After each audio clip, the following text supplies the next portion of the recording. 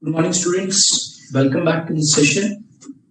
So, in the last session, we discussed about amalgamation, and today we plan to continue with our discussion on amalgamation. In respect of amalgamation, there were a few concepts that we discussed, and we touched upon the concept relating to closing the books of the vendor company. Therein, I tried to explain you that in respect of closure of the books of the vendor company, certain aspects around the closure, you should just try to link that to the dissolution of the partnership, because those aspects in case of dissolution of partnership will be similar to what we see in respect of closure of the books of the vendor company. So before we start on that, I'll just quickly come back to the terms which are required to be used repeatedly and which you should always try to remember. In respect of vendor company, we are saying that vendor company is the term which is used for the transfer.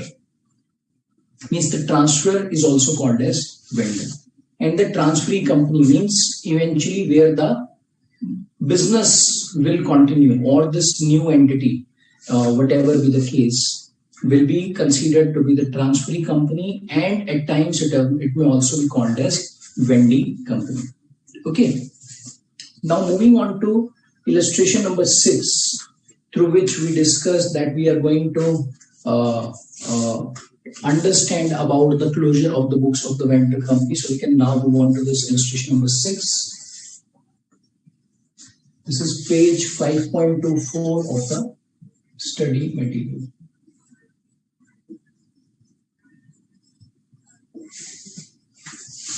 Okay. Rather, we can have a discussion around your query or towards the end of the session, right? Vijay, I think all of these things should be in place. In any case, if you find any problem, you can just let me know, because all of these things should be available. Huh? Okay, coming to this illustration number 6, Y Limited acquires the business of Z Limited, whose balance sheet as at 31st March 2000X1 is as under. So we are given this balance sheet which is as at 31st March 2000X1. So it has got some liabilities and the borrowings in terms of assets, both current and non-current assets are there. Then there are few points which need consideration. Y Limited was to take over all the assets. So in this case, Y is taking over the assets, taking over the business of this Z Limited. Yeah, correct. Now, Y Limited was to take over all the assets except cash and liabilities except interest due on debentures. And it will also pay following amounts. Now, whenever we look at this payment of certain amounts, please remember that concept around the purchase consideration. We will have to understand which all payments will become the purchase consideration. Okay, because it's the business which is getting acquired. 2 lakh 7% debentures of rupees 100 each in Y Limited. These will be given for the existing debentures in Z Limited. So that means existing debenture holders of Z Limited will get the debentures of Y Limited. For this purpose, each debenture of Y Limited is to be treated as worth rupees 105. Okay. For each preference share in Z Limited, rupees 10 will be paid in cash, and one preference share which carries 9% interest of rupees 100 each in Y Limited will be given. For each equity share in Z Limited, rupees 20 will be paid in cash and one equity share in Y Limited of rupees 100 each will be given, which will have a market value of rupees 140. Expenses of liquidation of Z Limited will be reimbursed by Y Limited. So we are saying now this is coming to an end. Liquidation expenses for Z Limited will be borne by Y Limited.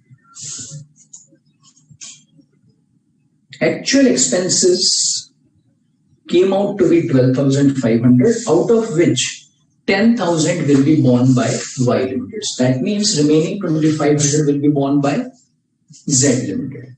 Okay. Y Limited valued land and building at 5,50,000. This means that when plant and machinery would be taken over from Z Limited, it will be valued at 5,50,000. And in the books, if you'll see, the land and building, let us just see, land and building is appearing at 4 lakh. So it's been taken over at 550. So Y Limited will record this at 550. That means higher than the carrying amount. Machinery will be valued at 6,50,000. Patents will be valued at 20,000 for the purposes of amalgamation. Yeah. Now in this case, we can just look at the journal entries one by one for the closure of the books of vendor company. Can you tell me who is the vendor company over here? Quickly, all of you. Who do you think is the vendor company? And who do you think will be the vendee company? Quickly. Who is vendor? Who is vendee? Who is transferor? Who is transferee? Quickly. All of you, please let me know who is vendor, who is vendee, who is transferor, who is transferee. Waiting for a response.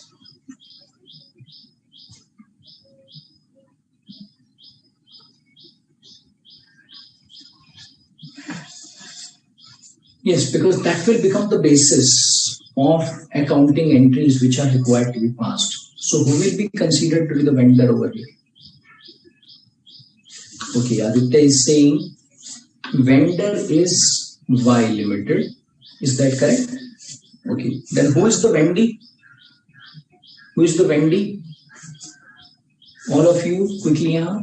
Who is the vendor? Who is the vendee? So I understand that Aditya is saying that Y Limited is the vendor. And what about vendee? Who is going to be the vendee? Who is transferor, transferee? That is how I told you can just try to link the things. Okay, great. A lot of responses have come. Moini is saying Y is vendee. And Aditya is saying Z is vendee. So Aditya is saying this is vendee and therefore this is vendor. So this is first response.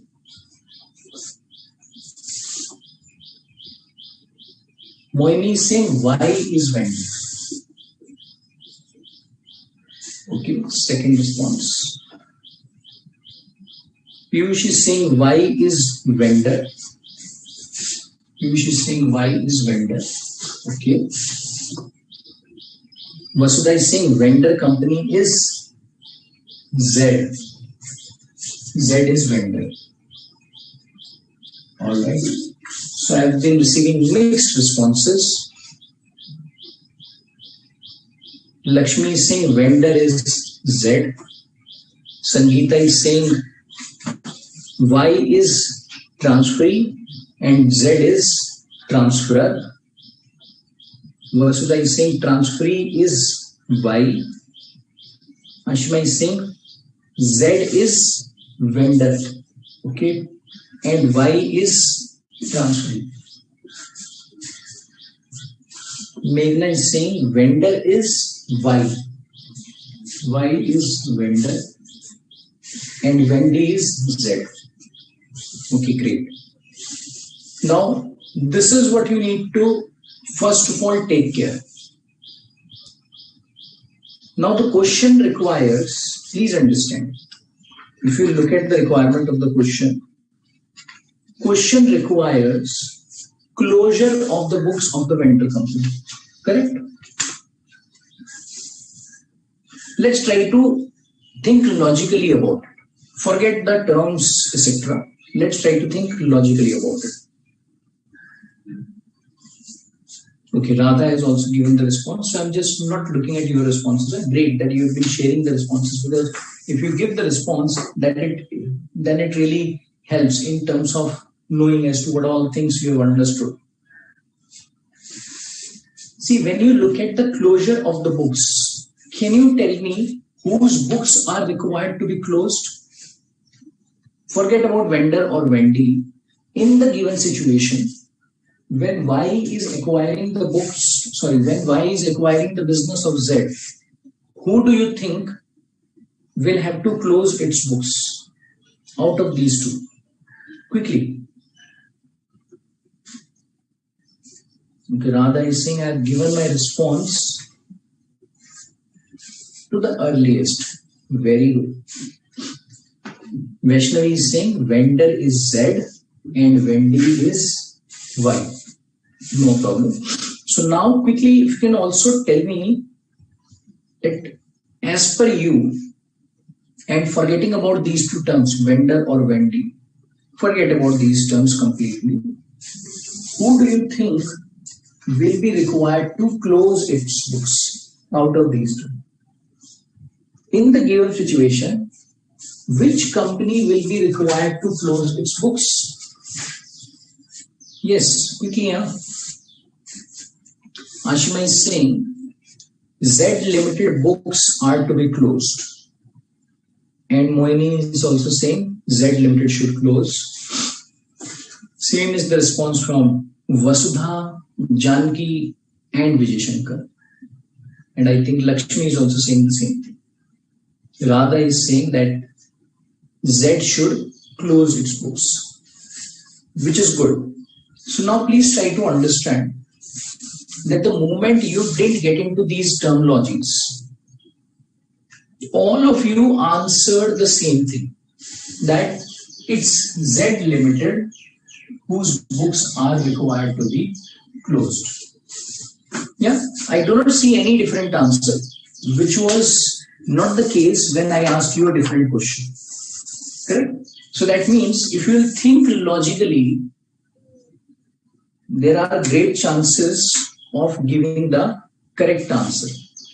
Yes, and which has actually happened, because Z Limited will have to close its books. Why? Because it's getting acquired by Y Limited.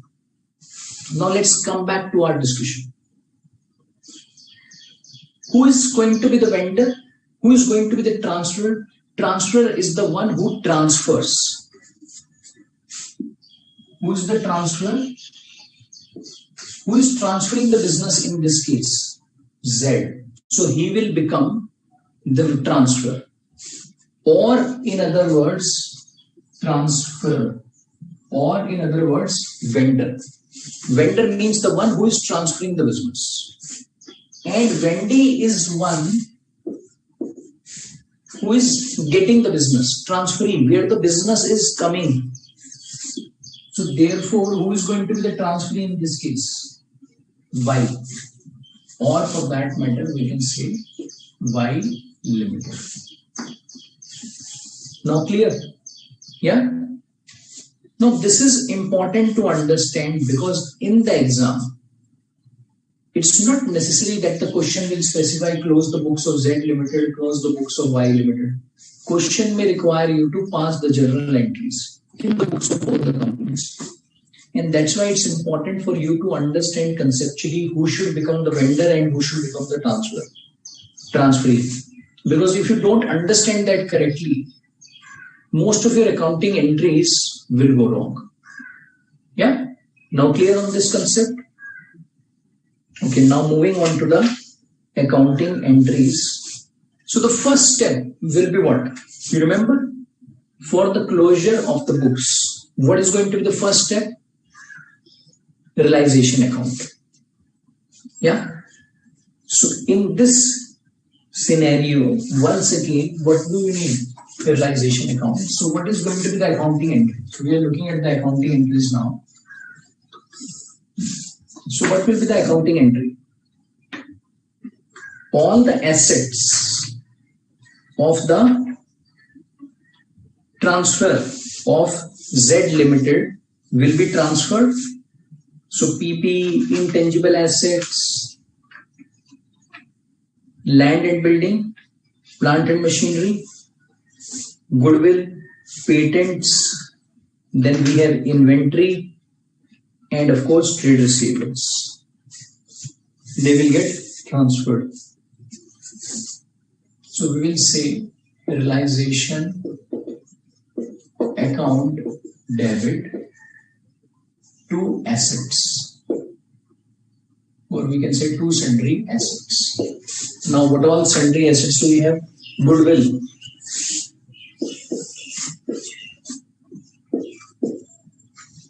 $2,40,000. Then we have land and building, 4 lakhs.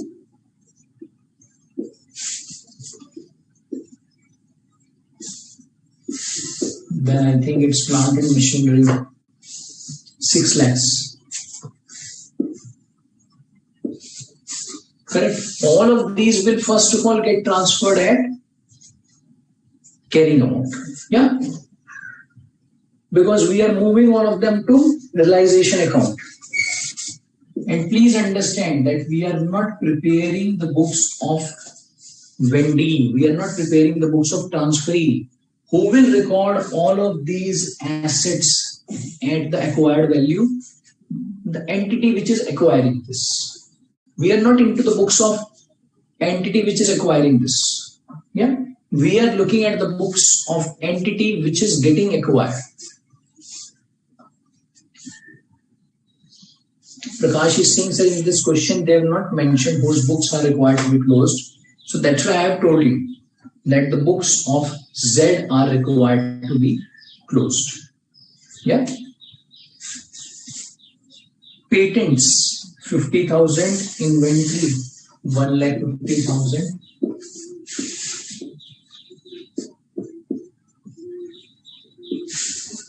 Inventory, 1,50,000. Trade receivable, 1,80,000.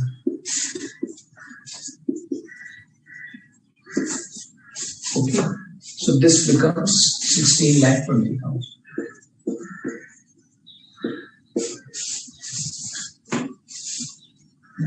All right. So with this, what has been done? All the assets have moved to realization account. And please don't forget to put the narration. Now, as a next step, what do we need? As a next step, all the liabilities will also get transferred to the realization account. So let's pass the second entry. So this is the first entry. What is the second entry? Transfer of all liabilities. So which all liabilities do we have? Long-term borrowings, trade payables, other current liabilities. So in terms of long-term borrowings, it's about 6% debentures.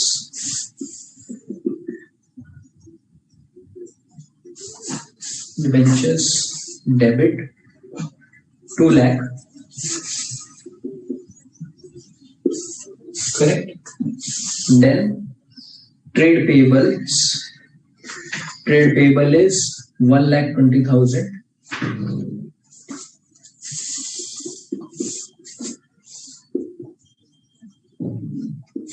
Okay, trade payable is 1,20,000.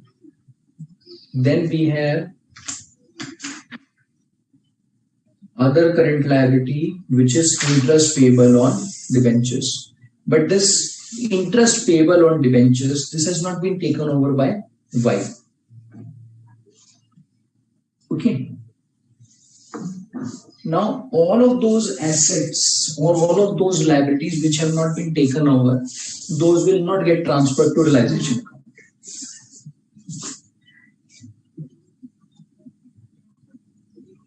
Saksham is asking, sir, in the exam we have to prepare journal entries also. So you'll have to pass journal entries depending on the requirement of the question. If the question specifies If the question requires you to pass journal entries, we'll have to do that. Otherwise not. And the question will tell you as to what is required to be done. This is more of a question wherein the practice is required. So that's why it's not very specific in terms of its requirements. So don't worry about it. Question will clearly ask you what is required, what is not required. Okay. Now, in this case, if you'll see, in the reserves and surplus, there's a component which is called as workman compensation reserve of 8,000, out of which 5,000 is considered to be expected liability. So that means it's not fully a reserve. 5,000 portion out of this is a kind of liability. So this will also get transferred. Workman compensation reserve, which is more of a liability, 5,000. That will also get debited. Okay. And this will be passed to the realization account. So what's the total? We get 3,25,000.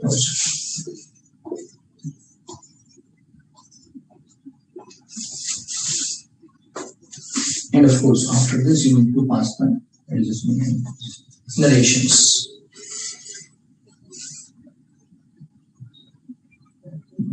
I think Mukkamala is asking about the goodwill amount, which seems to have changed. I would suggest all of you to please look at the latest study material, and this is available on the website, so you can just download it. Okay. Prakash is asking, sir, current assets are not taken. So if you see inventory, trade receivables, they have been taken. Cash is not taken over. Yeah? Clear? Shivendra is asking, but sir, we don't transfer contingent liabilities to realization account. So why did we take workman compensation reserve? See, it's the closure of the books which is happening. And it's not a contingent liability. At the time of closure, out of this reserve of 8,000, 5,000 has been considered as liability. Okay, so that will have to be considered, accounted for. Clear? Now, against all of these assets, what will happen? Y Limited will pay some amount. So these are the books of Z Limited. So we'll have to now understand what is it that the Y Limited will pay.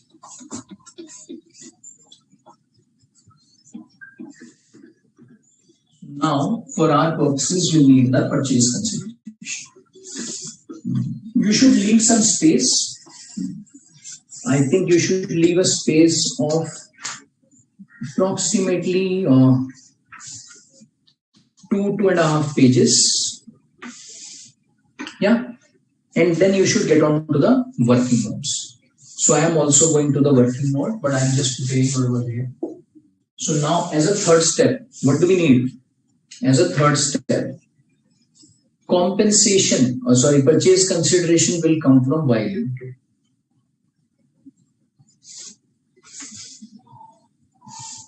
Okay. So we will say Y Limited debit. Why this has been debited? Because for Z, it's the receiver. It's a debit balance now. It's receivable from Y Limited to realization account. Because all of these assets and liabilities which will be taken over by Y Limited are moved to realization account. And we can give the reference of working note number 1. And let's understand in working note number 1, how do we calculate the purchase consideration? Can you quickly compute this purchase consideration and let me know what's the amount of purchase consideration? We practiced this in the last session. Quickly, if you can just compute the amount of purchase consideration and let me know. In the meantime, I'll answer the query of Saksham. Saksham is asking, sir, why other current liabilities have not been transferred to realization account? So maybe you can write down in your notes that only the assets and liabilities which are taken over by the transferee, only those assets and liabilities will be moved to the realization account. All right. And now I'm just hoping that you are solving this further. You are computing the purchase consideration. Okay.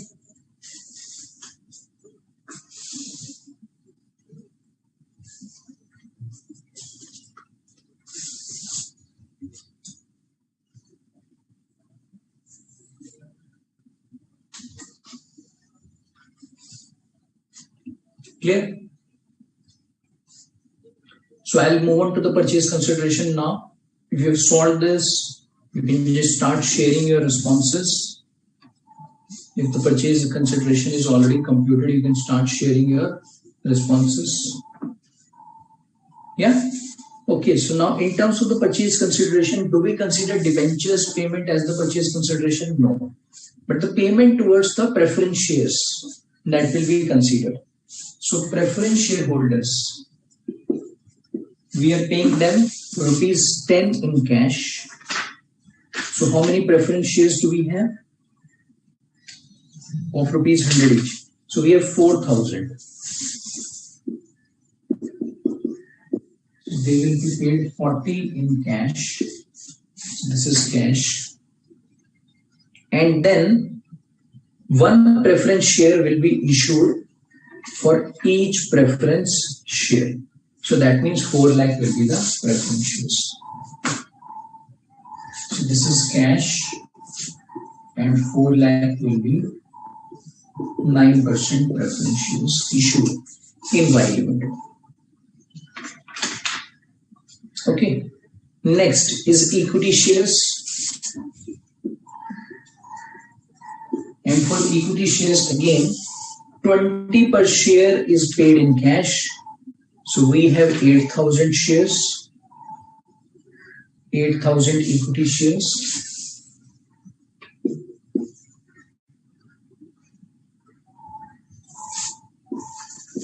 So this is 1,60,000 is cash.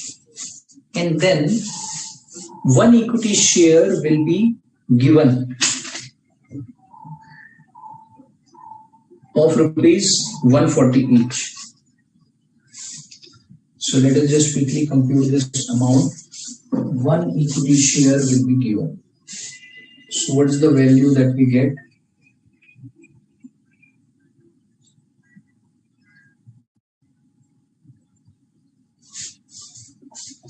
$11,20,000.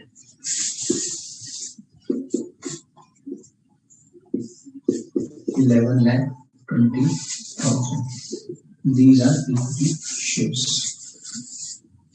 All right. So what is the total amount? 17,20,000.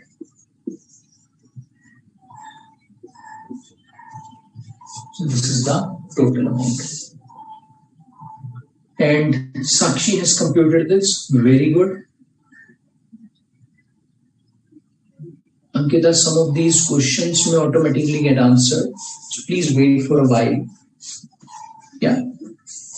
And once we are done, after that, we can have a discussion around all of these points. Radha also has computed this. Very good. And she shared the computation. Vaishnavi is also. Okay. Vaishnavi has also given the complete details. Great. So now, this will be the accounting entry. 17,20,000, 17,20,000. Okay.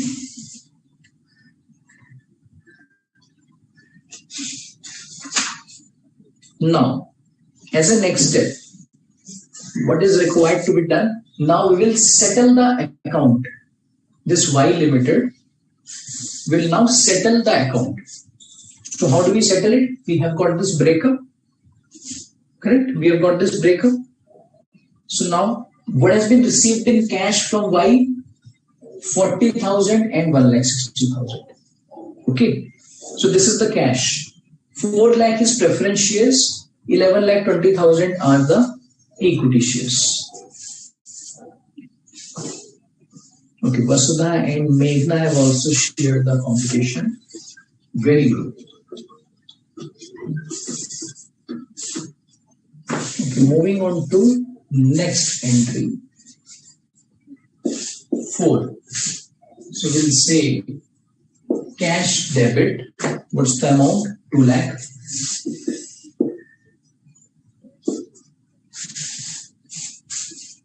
What's the second thing? 9% preference shares in Y Limited debit.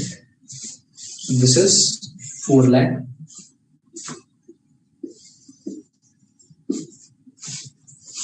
Then equity shares in Y Limited. Equity shares in Y Limited will be debited. So this is 11 lakh 20,000. Okay. So all in all, this account of Y Limited just gets settled. And you can also give the reference of working note number 1 because it has got this breakup. Alright? Easy? Clear? Okay, now comes the next point, and that is about expenses of dissolution or this liquidation. So there are few things which you need to understand and for which you should refer to page number 5.28.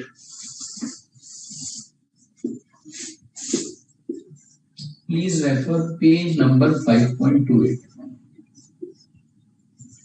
And this is for the purposes of your notes. Okay, in the notes, give this reference. Point number 5 on page number 5.28. And let's understand this. Okay, let's understand this. What's the requirement?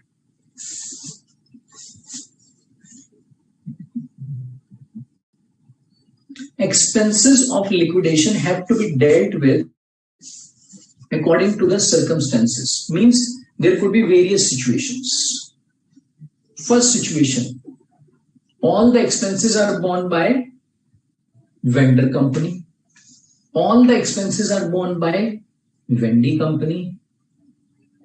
Expenses are partly borne by vendor, partly borne by vendee. So we are actually into third situation, but we will look at the accounting requirements of all of these situations. If the vendor company has to bear and pay them, who is the vendor company in our case? Z Limited. Let's suppose if this entire amount has to be borne by a vendor company, then what would be the accounting entry? The realization account should be debited and cash should move out. And you will be thinking, oh sir, it is exactly the same which we did in case of partnership. Yes, it's exactly the same thing. In case of partnership, we did the same thing. So it's same over here. But that is required to be done when it is entirely borne by the company which is getting dissolved, which used to happen in case of partnership, which used to get dissolved. So can you establish the relationship? Yeah, the linkage. Yeah, the similarities. Next situation. If the expenses are to be borne by the purchasing company, oh, another term has been used.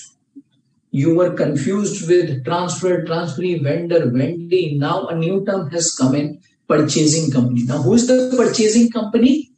Transferee, acquirer. Okay. And who is the purchasing company in the given case? Y Limited. Y Limited is purchasing Z Limited. If the expenses are to be borne by the purchasing company, that means Y Limited, the question may be dealt with in one of the two ways mentioned. Number 1, it may be ignored in the books of vendor company. So that means Z Limited may ignore. Why? Because Y has to bear this, so Z has got nothing to do with this. Or if the expenses are to be first paid by the vendor company, means Z Limited, and afterwards Y Limited will reimburse, then the following entry will be passed. When Z Limited will pay the expenses, so what will it do? It will debit Y Limited and pay cash.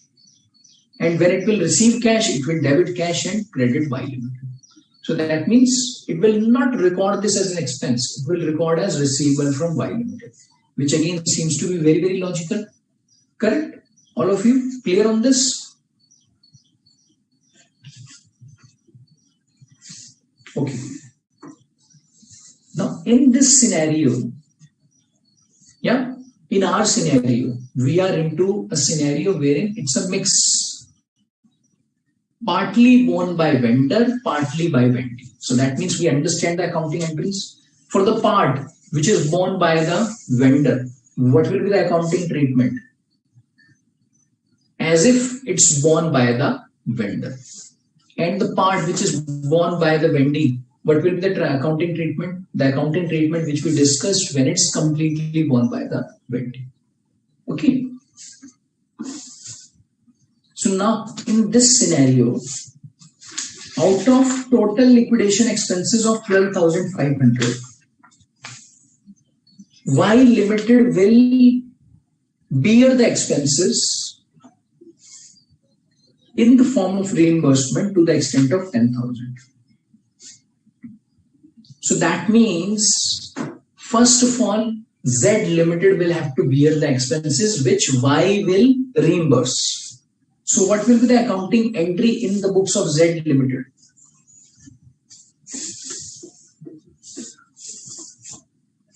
In the books of Z Limited, let's understand the accounting entry.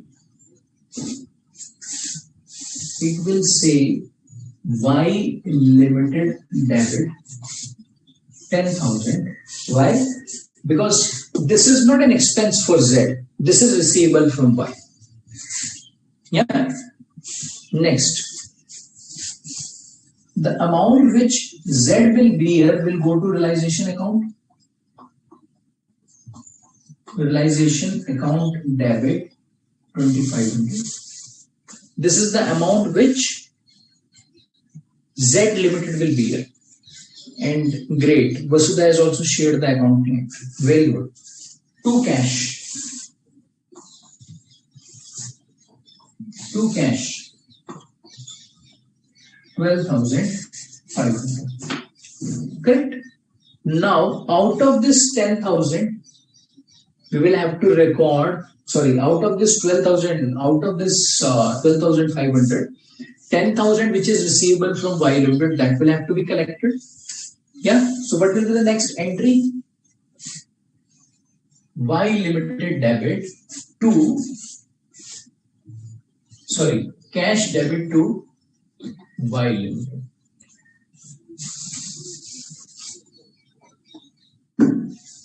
So you can say this is 5A, this is 5B. Cash debit 10,000 to Y Limited 10,000. Correct? Clear? Easy to understand? Now we can discuss your concerns around those assets, liabilities which were not dealt in the realization account. And you had confusion, sir, why these assets and liabilities have not moved to realization account. So let's deal with those assets and liabilities, because when the books of Z are getting closed, each and everything will have to come to an end. Yeah. Now, what will be the next step? Liabilities which are not assumed by the purchasing company will have to be paid off. So what do we do? The liability which has not been assumed was other current liability, interest payable on debentures 12,000. So we will say interest payable on debentures, debit 12,000, and we will book this. We will pay this. So this will be paid to debenture holders. So we will say to debenture holders 12,000, and then we will say debenture holders debited 12,000 to cash 12,000. Now you may be thinking, sir, can we pass single accounting entry for this? Yeah, that interest payable on debentures to cash. This may be a thought. Yeah, this may be your query. See, in the exam, each and every step has got marks. So that's why I would advise that if the study material is requiring you to give 2 steps, then you should also give 2 steps. You should not cut down on the steps. Clear? Yeah.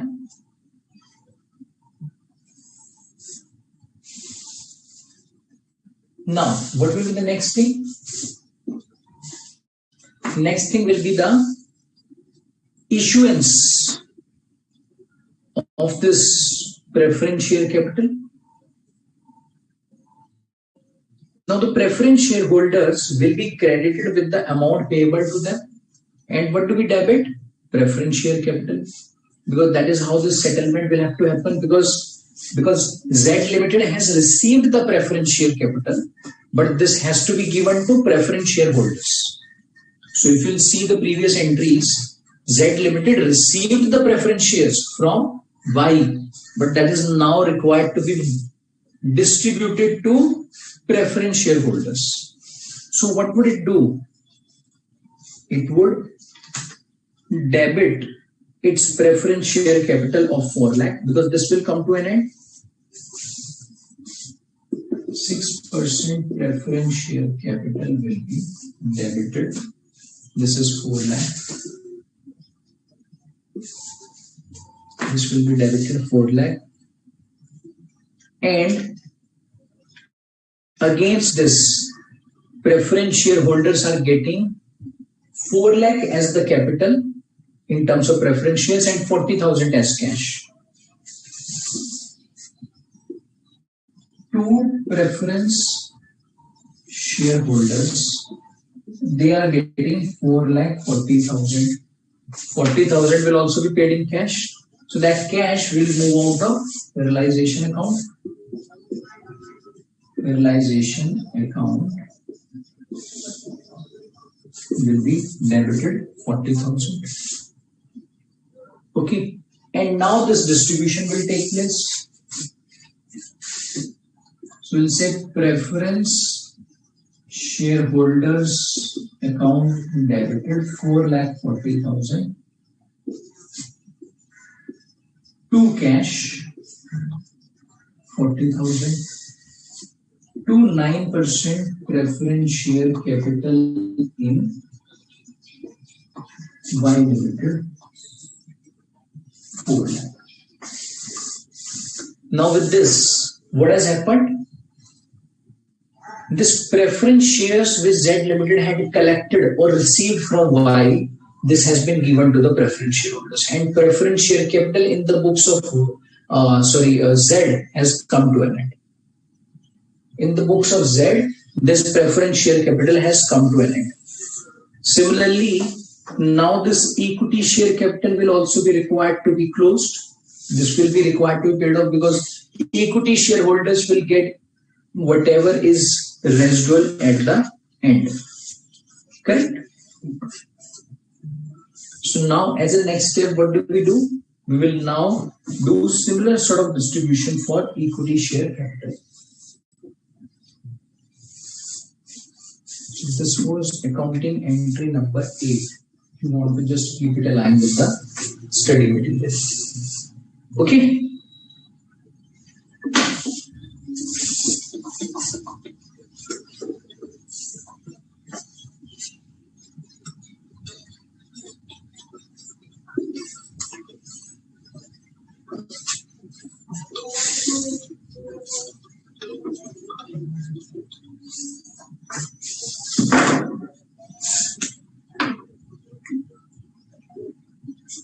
Okay, moving further on to accounting entry number 9, that is about settlement of equity shareholders. So the equity share capital is 1.8 lakh, so that will be debited.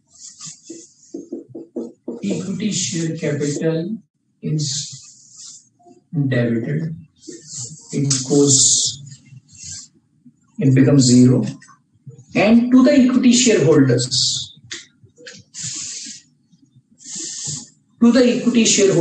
everything will be distributed. All the reserves will also move to equity shareholders. So reserves will also be required to be moved to equity shareholders. So we have capital reserve 1 lakh, P&L balance 50,000, capital reserve debited 1 lakh, P&L balance 50,000. Okay. If you remember, there was also a reserve of workman compensation. To the extent of 3,000, this is still there. Workman compensation reserve 3,000. This is 8,000 minus 5,000, because 5,000 has also already been considered as a liability and cleared. Okay. Now, to the equity shareholders, what do we give? To the equity shareholders, what is it that we are giving?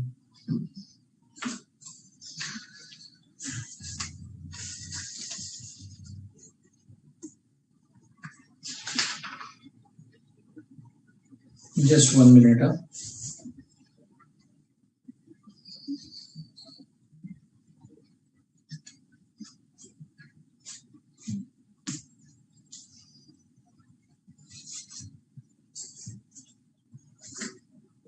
Equity shareholders are getting equity shares in Y Limited, which is 11,20,000. This is first part.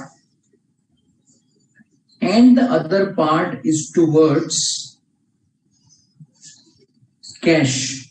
Okay, so let me just compute this amount. They are getting this other part in cash. And the closing balance of realization account will also be gone out to whom? Equity shareholders. So if the realization account will have any debit or credit balance, that will again be distributed to whom? That will be passed on to whom? Equity shareholders. So that's why, as a next step, what you should do is you should prepare a realization account. In fact, it is always advisable that in the question, you should prepare realization account and the cash account simultaneously. Remember partnership closure? Therein we used to prepare partners capital account, realization account and cash account simultaneously. Every entry would go to, say, realization, from the realization to partners capital and to cash. Yeah. So same is the case over here. In this question also, you should keep preparing the realization account and the cash account. For our purposes, we are not preparing it. We can just look at the working note, but you should prepare it. Vasudha Radha, I'll come to your query. Yeah? Please wait. Now, if you go to the realization account, if you can just refer to page number 5.31.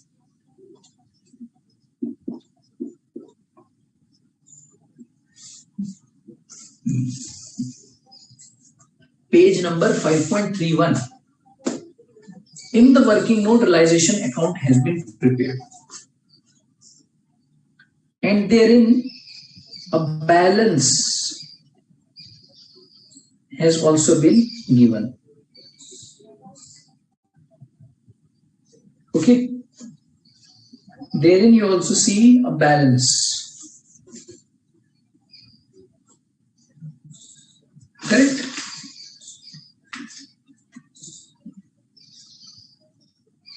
So we have sundry assets 16,20,000. Then this also had an adjustment of 2,500. Sundry liabilities were 3,25,000. Yeah. Then Y Limited paid purchase consideration of 17,20,000. 40,000 went to the preference shareholders out of this account, and the balance amount was what? 3,82,500. If you can also compute this quickly, let me just compute this amount.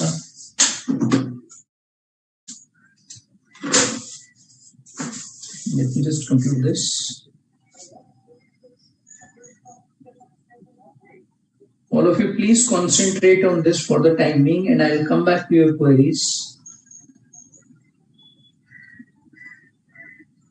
Let me just compute this amount first of all.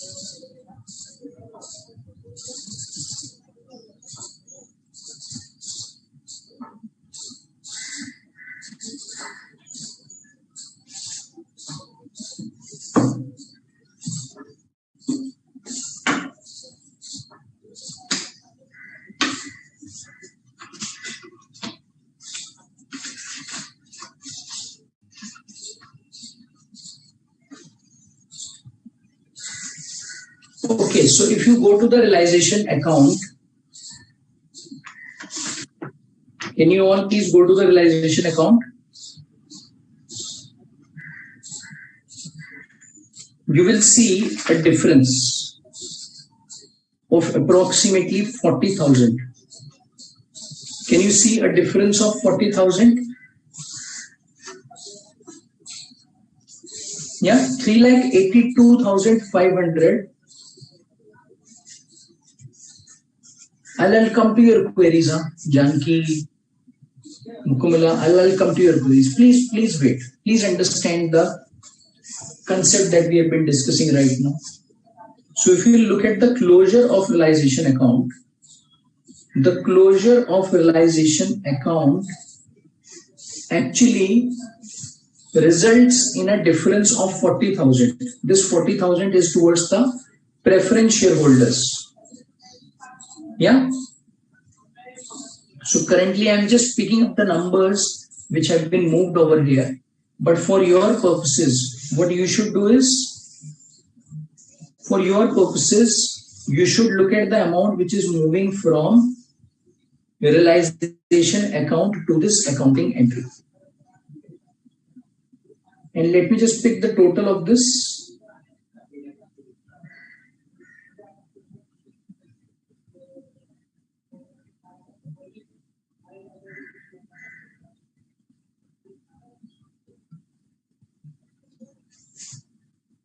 This will come out to 13,35,500.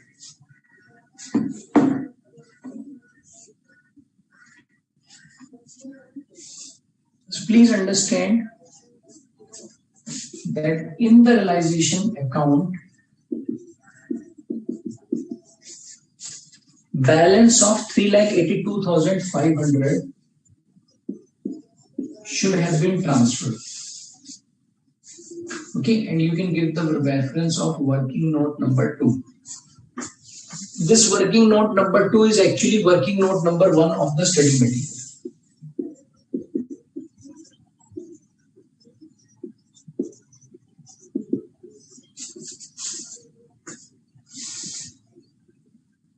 All right, with which the total will become an amount to be transferred to equity shareholders, to sundry equity shareholders. And what's the amount? This should become 13,35,000 500.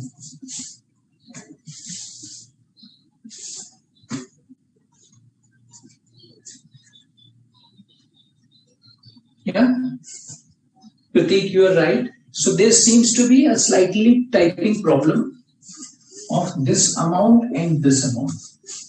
You should ignore that, please.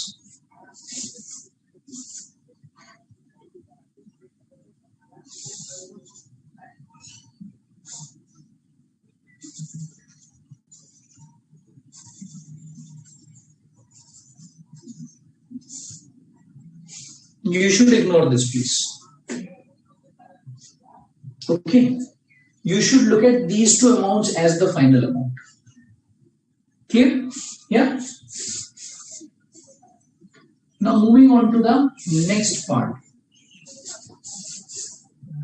And after this, I'll come to your queries. So don't worry about it. Yeah. I can see a lot of your queries getting accumulated. Please wait. I'll come to all of your queries.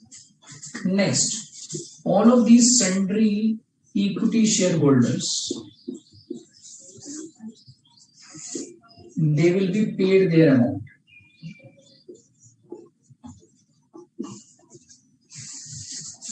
One is the equity shares in Y Limited.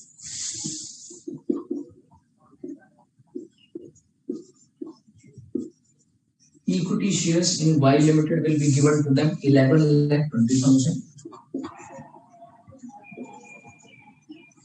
So this will go to them. And second will be cash. This cash will actually be the balancing figure. And when you prepare cash account, this should also be the closing balance of the cash account. Because in respect of equity shareholders, what will happen? The amount which gets left out, amount which is available, will be paid to the equity shareholders. Correct? That has to be the approach. Clear on this? Yeah? So the amount which is left over will be paid to the equity shareholders. And for this, you should give the working note reference. Should be working note number 3 for you. Because if you are preparing the cash account, or for our purposes, this should be working note number 2. If you are referring this from study material.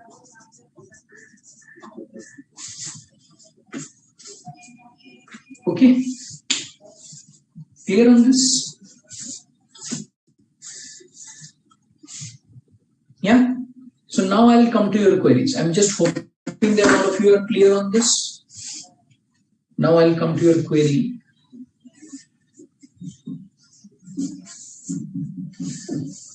Okay, Radha is asking, sir, can you please explain journal entry number 7, part A? See, journal entry number 7 is towards the closure of preference share capital in the books of Z.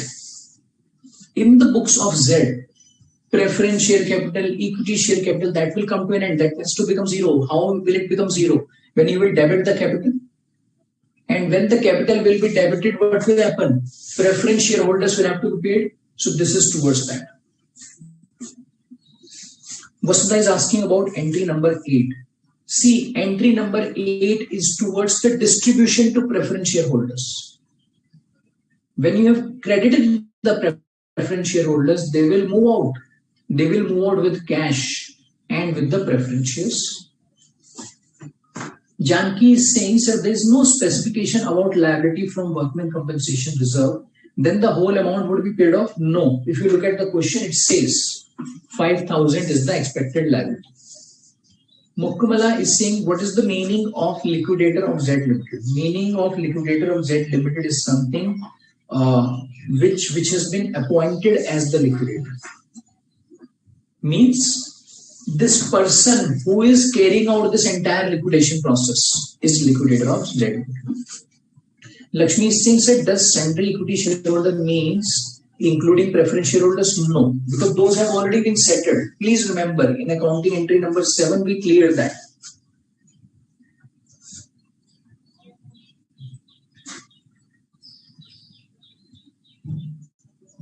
Okay.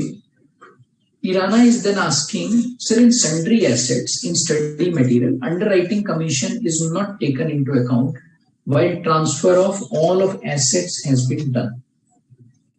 So where do you see this underwriting commission? I didn't get your query. Anything you are picking from here? So where did you pick this underwriting commission from?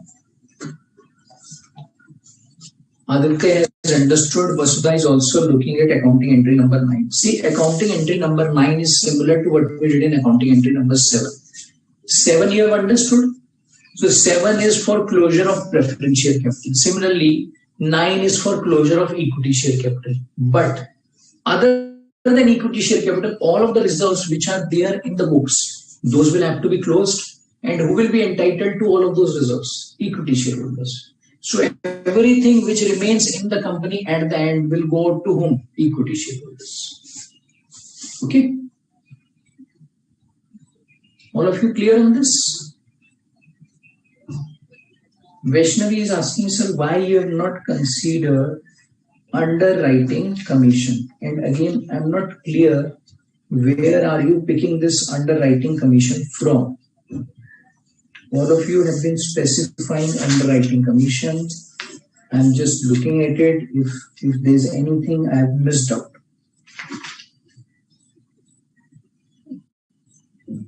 Because in the question, I do not see underwriting commission.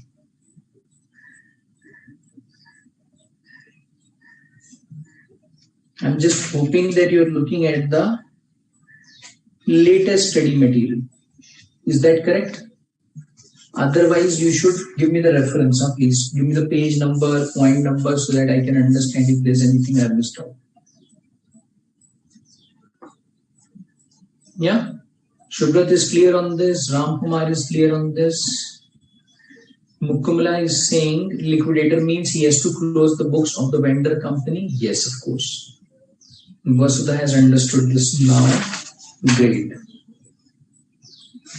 So if all of you have understood the closure of the books, now, while the books of Z are getting closed, we will also appreciate the fact that the books of vendee, transferee, that means the purchasing company, the acquiring company, will also have certain adjustments.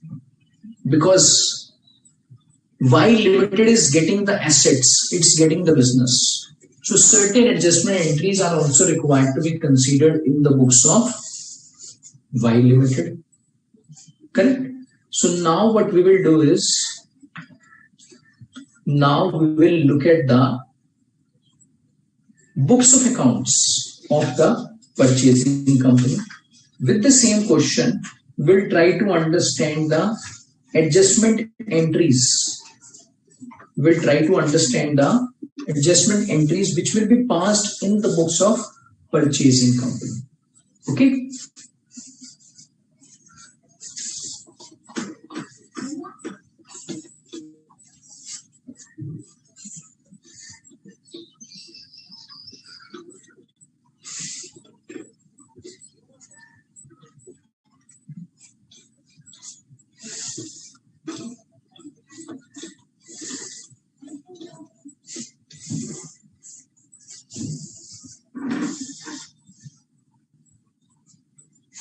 So now moving on to the books of purchasing company.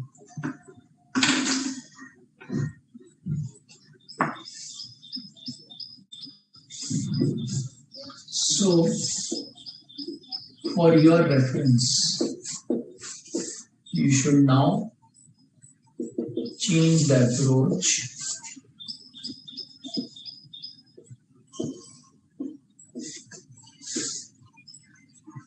So what will be the first entry? Y limited is paying a purchase consideration against which it is getting business.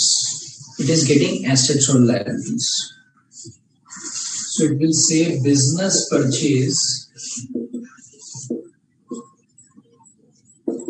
debit 17,20,000 to, it will say Liquidators of Z Limited.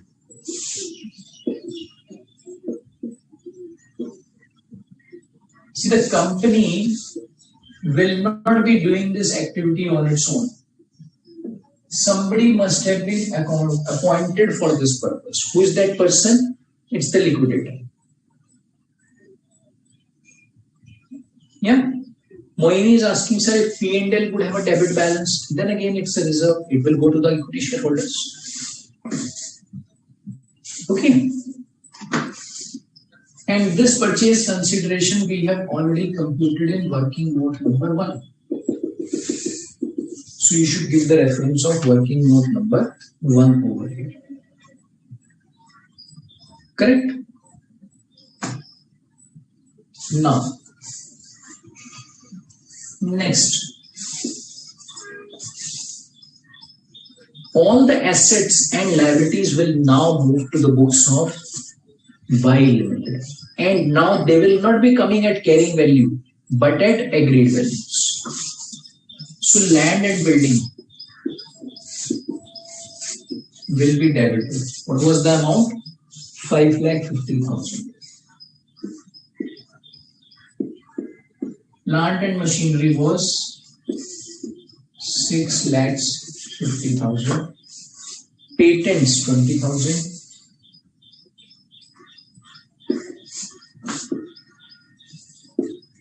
Inventory 1,50,000.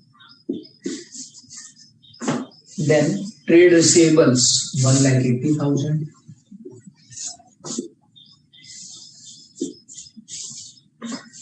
Goodwill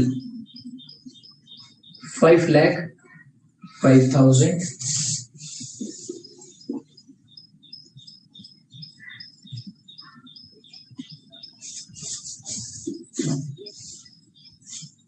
I'll come to this part slightly later. Or maybe you can just, for the time being, hold this one.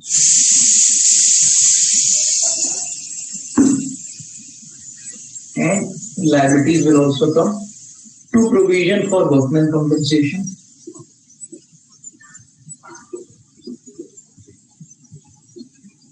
This is the liability component.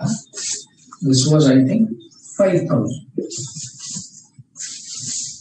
To trade payable 1,20,000.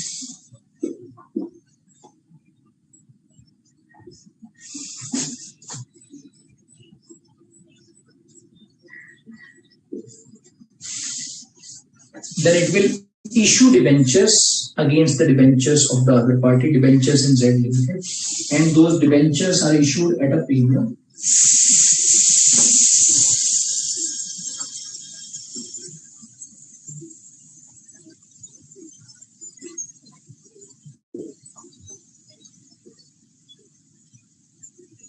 $210,000.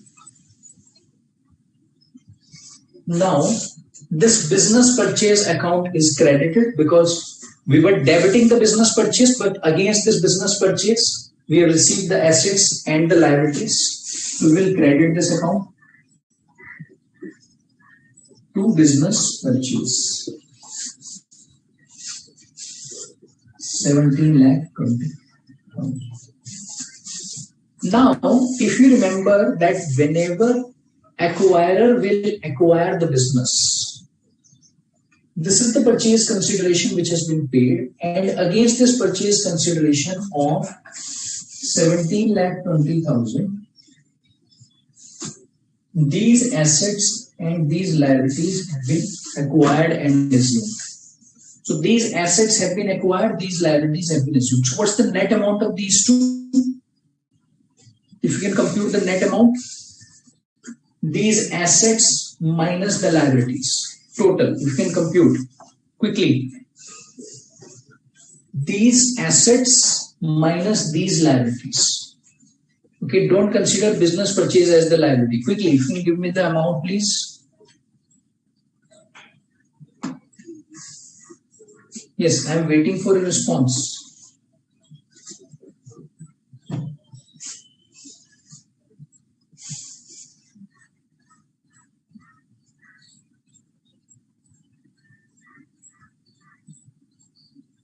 quickly now.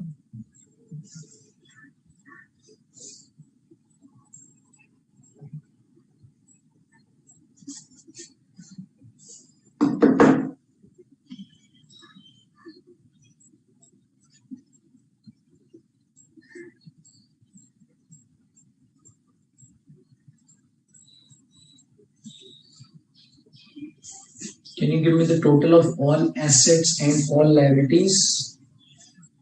So I'm looking at total of these assets, total of these liabilities, or you can give me the net, total of these minus total of these. What's the amount that you're getting?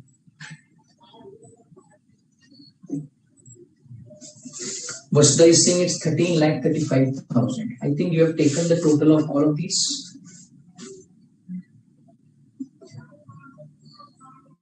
Or is the net amount? 13,35,000 is the net amount. Let me just check.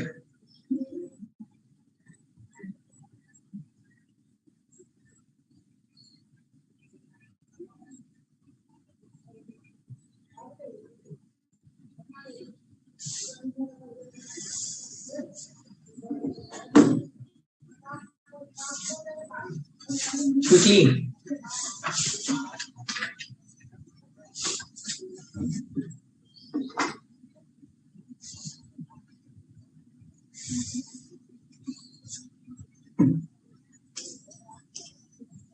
Quickly, you can compute this and let me know.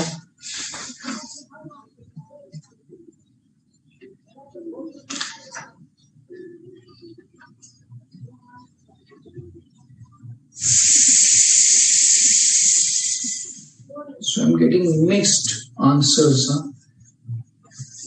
So let me just compute this total. So this is 5,50,000 plus 6,50,000 plus 20,000 plus 1,50,000 plus 1,80,000. So this is 15,50,000.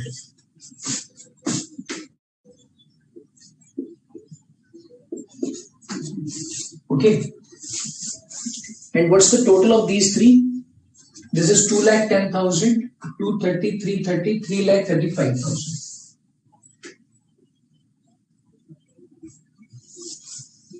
Yeah. And what will be the net amount? 1,550 minus 3,35,000. So this comes out to 12,15,000.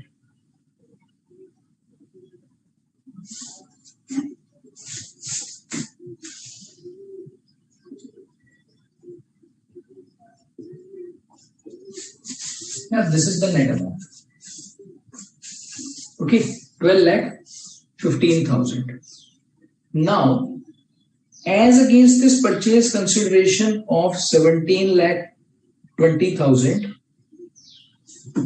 as against this purchase consideration of 17,20,000, what is the amount of net assets? Net assets means total assets minus total liabilities, which purchasing company has acquired.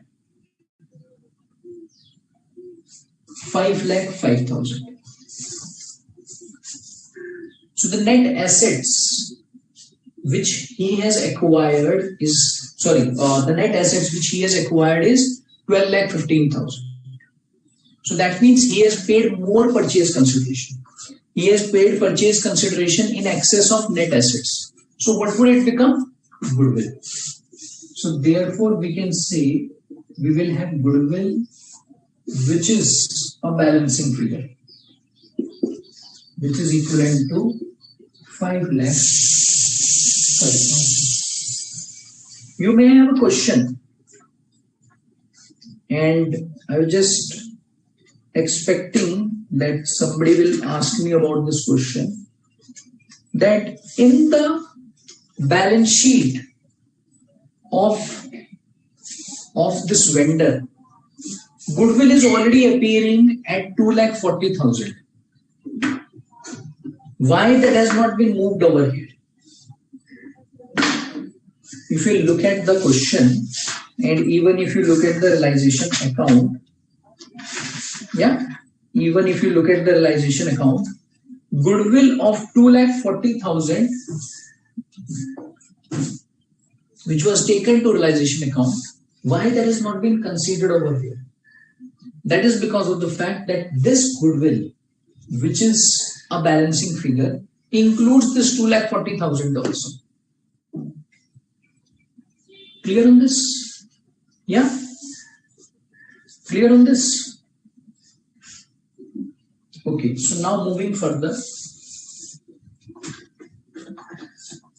So what's the next step? Now the liquidators will be settled. So business purchase account has been settled. So in the first entry, there's a liability towards liquidators of Z Limited. So now that will be settled.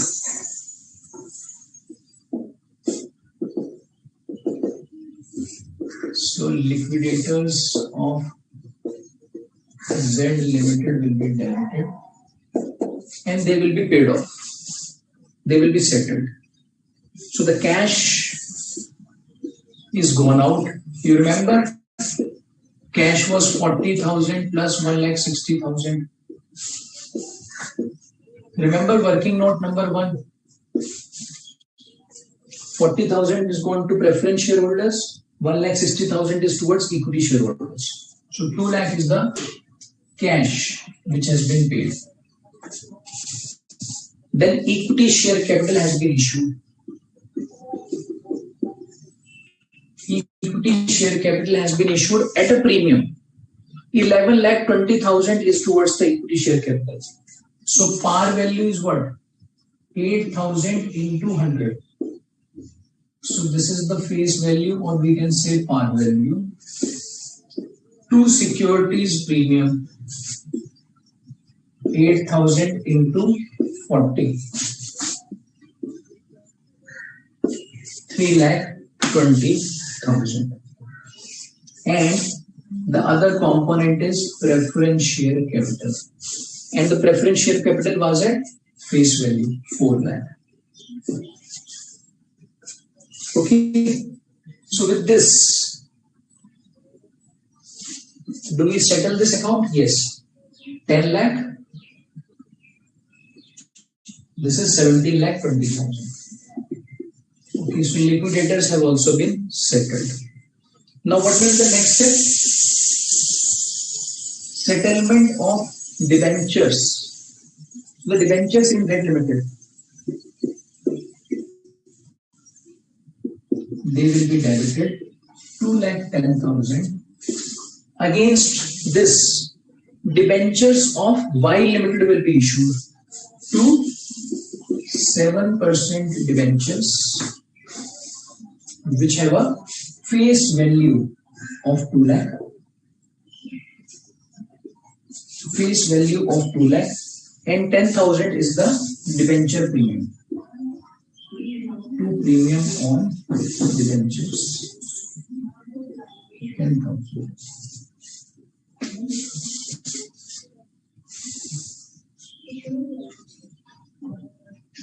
Okay. Now, another entry which is important to be understood is about the liquidation expenses. If you look at the liquidation expenses, those have also been borne by, or we can say reimbursed by, Y Limited.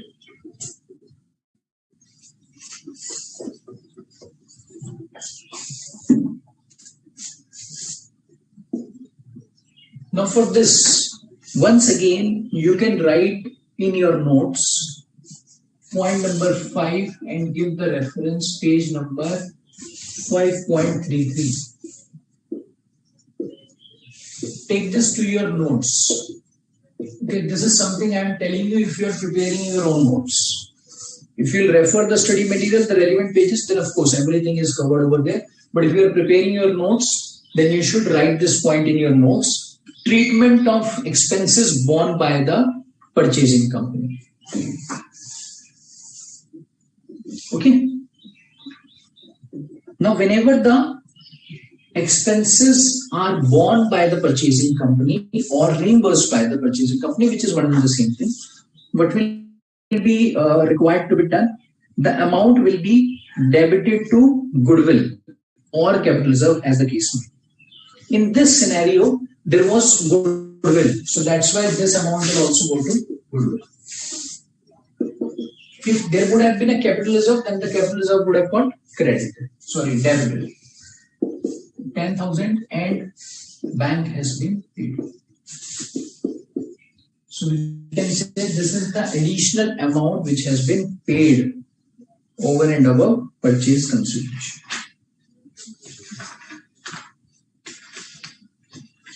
Okay, clear on this?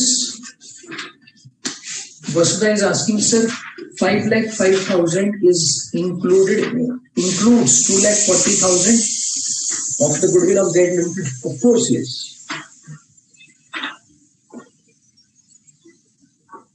Mukamala is asking, sir, where we have to take agreed values, where we have to take book values, where we have to take goodwill off, and where we have to take capital reserve. Please explain. See, I think all of these things we have understood, and so far we have spent almost this entire time discussing all of these things only. Agreed values will be in the books of acquirer, purchasing company. Book values will be in the books of transferor. Then your next point is where we have to compute goodwill. See, it appears as if you have not understood the concept, because if you are asking me this question at this point of time when we are done with everything, then I am a bit scared that you have not looked at things, or maybe you have missed out on some of the important points. So that's why I would suggest that please go back to the recording, and all of these things that we have discussed over the period of the last session and today's session, please revise that. Very, very important. Next question which you asked me is about computation of goodwill. Who will compute goodwill? Purchasing company, something which we just discussed.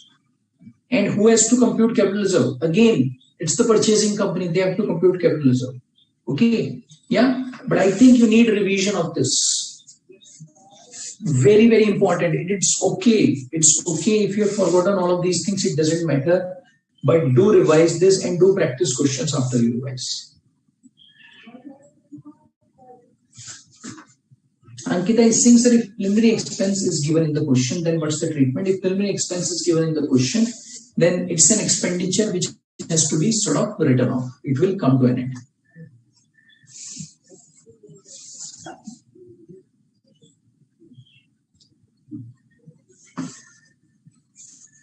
Musta is asking, sir, why this 10,000 is debited to goodwill account? See, this 10,000 has been debited to the goodwill account because of the fact that this is paid towards the business. If you look at purchasing company, it is paying towards the acquisition of that business. So that's why it's going out to goodwill. Okay. So now what we can do is we can take a break at 10 minutes. And after the break, we will move on to the next topic, that is about reconstruction of companies. We are done with this, and as around this chapter, you need to practice the questions. All right? Yeah. So let's take a break of 10 minutes now.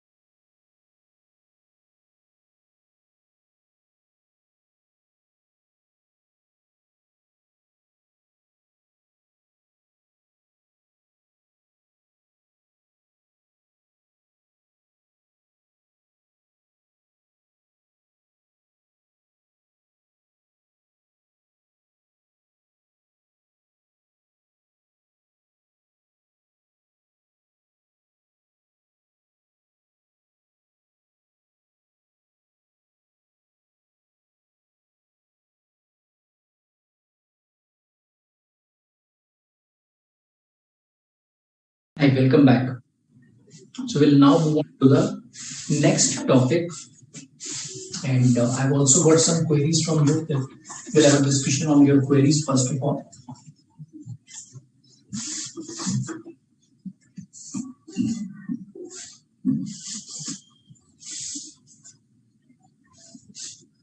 Nakul is asking, so can goodwill and securities premium be adjusted? No. Then I think the other query is from Ankita. Ankita is saying, sir, whether we considered at the time of calculating purchase consideration.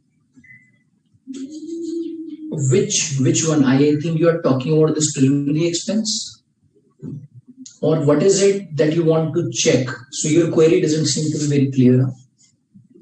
Maybe you can elaborate and let me know. Radha is asking, sir, isn't it that the goodwill appearing in the books of the vendor company is self-generated, and that's why it was not transferred for closing the books? No. If you look at the closure of the books, it was transferred. You can see that in the realization account entry, the first entry that you'll see, it had goodwill. All the assets, liabilities of the vendor company will have to come to an end. Otherwise, how will the company get dissolved?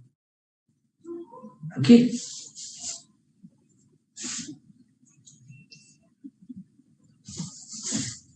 Sometimes, other than all of these things that we have discussed, there could be certain transactions between these two companies, means Y Limited and Z Limited. So whenever you see the transactions between these two companies, you always need to make an adjustment for both of them. Now it's the one business. So that's why any of the transactions between these two companies or any of the balances will come to an end. Okay. And all of these adjustments we'll get to understand in more detail when we'll be doing consolidation. Yeah. So now moving on to the next topic, that is about reconstruction. And in respect of reconstruction, this amalgamation that we discussed, this was all sort of reconstruction. Yeah. This was again a sort of reconstruction. But this was something which is in the nature of external reconstruction. Means an entity is getting reconstructed externally. It is getting wired, it's changing its structure, or maybe it's changing the overall good structure. Many a times, entities may do this reconstruction in respect of their business, in respect of their shareholding, in respect of their capital, etc. internally. Means no external party is involved. It's only the internal changes which take place, which could be in the form of alteration of share capital, variations of the rights of the shareholders, share capital may be reduced, or maybe the shares may be surrendered. And all of these type of adjustments are considered to be internal reconstruction. Now what we will do is, we will first of all try to understand how is this internal reconstruction different from external reconstruction. So all of you can refer to page number 3, please. Page number 3. This will give us an understanding about the differences which would exist between these two types. Okay. And then we'll move on to understand this internal reconstruction in more detail.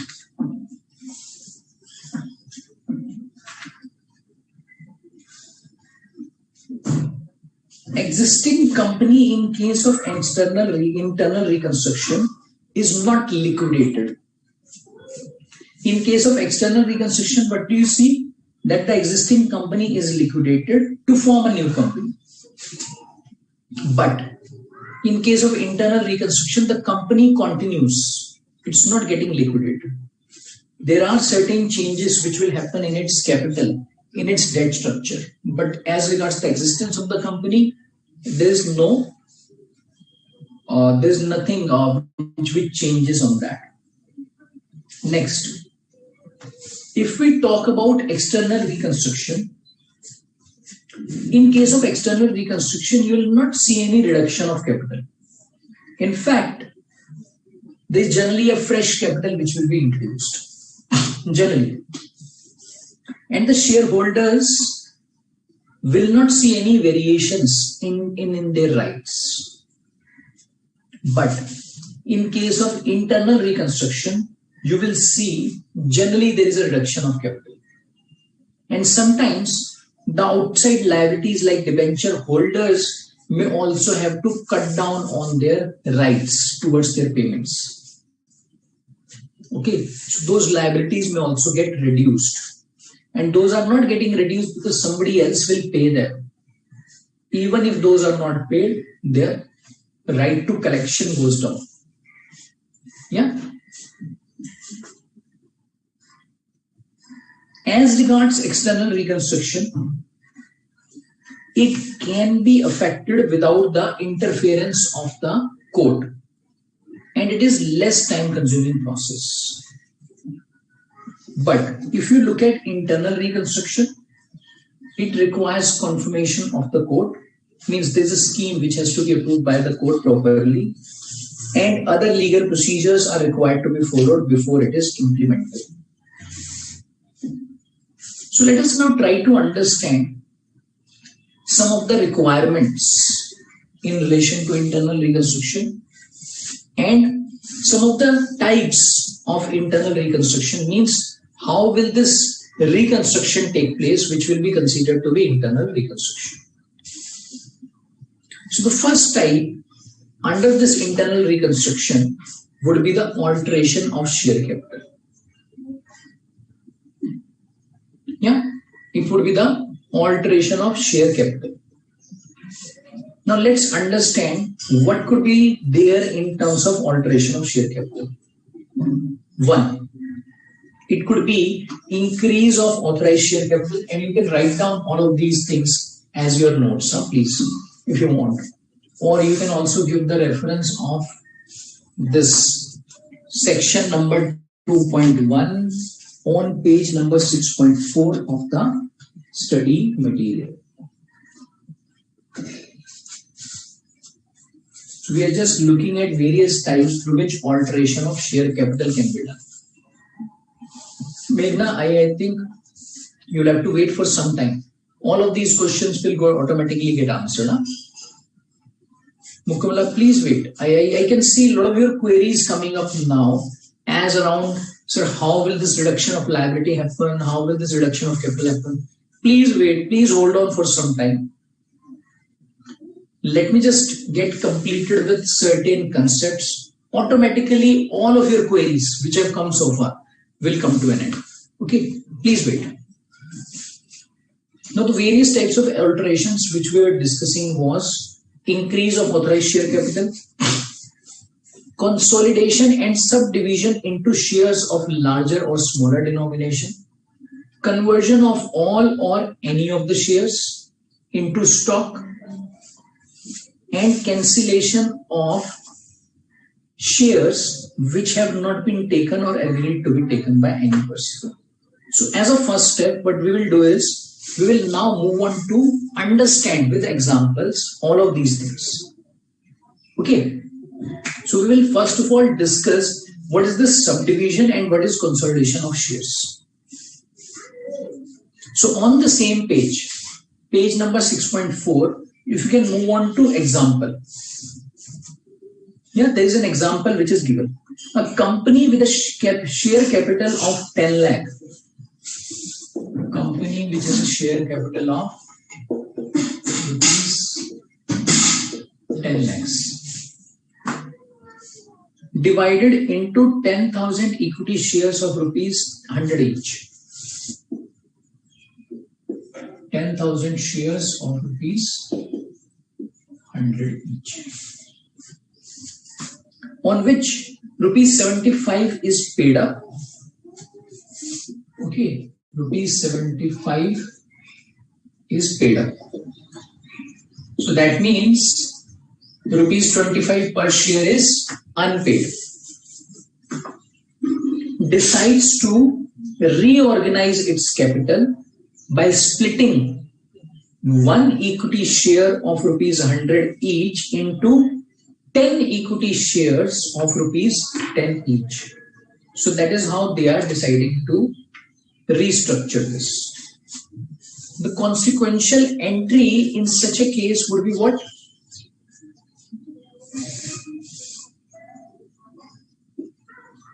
So the journal entry.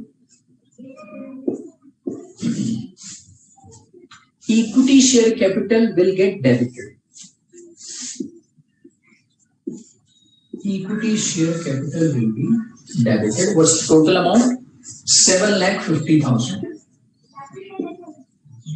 Because in the books only the paid up capital will come, and against this equity share capital will get credited. And you may be thinking, sir, what is the use of passing this counting entry? See, it's for identification. Herein, it was rupees 100 per share. And herein, it is rupees 10 per share. Okay, it was rupees 100 and now it's rupees 10 per share. That's the only change which you will see.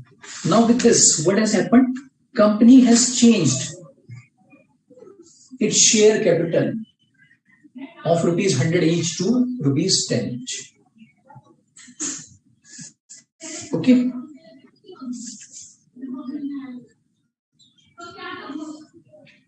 Now moving further to illustration number 1. You can all go to illustration number 1 on page number 6.5. Illustration 1.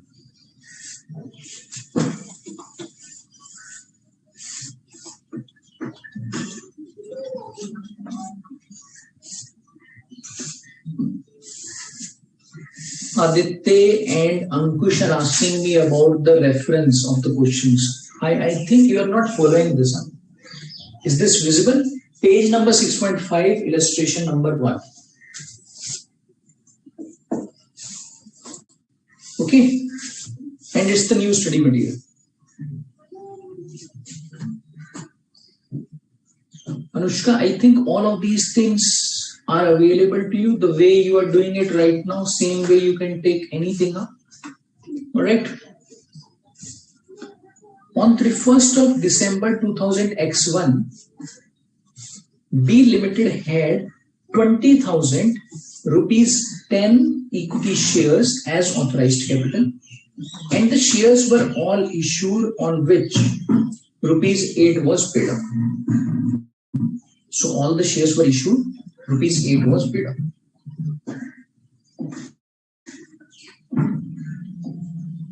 In June 2000 X2, the company in general meeting decided to subdivide each share into 2 shares of rupees 5 each, of course, and rupees 4 will be paid up. In June 2000 X3, later on, the company in the general meeting resolved to consolidate 20 shares of rupees 5, rupees 4 per share paid up into 1 share of rupees 100 each, rupees 80 paid up. That is again okay. You are required to pass the entries that will appear in the notes. Sorry, that will appear in the books, and also show how the share capital will appear in the notes to the balance sheet as at 31st December X1, X2, X3. So it seems they are following calendar year. Aditya is asking, sir, what if we don't pass an entry and write a note of it? See, for the purposes of your exam, you can't do that. You will lose marks. Mukumala is asking, sir, what is the meaning of reorganizing its capital?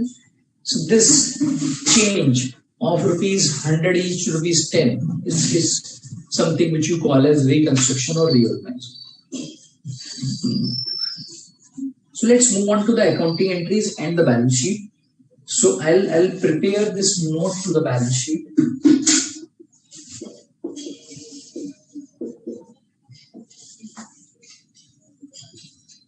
And here we can pass the journal entries also.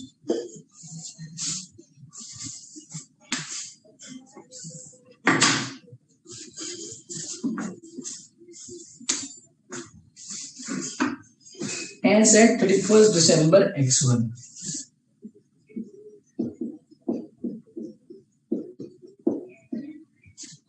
Now at the year end, what is the authorized share capital?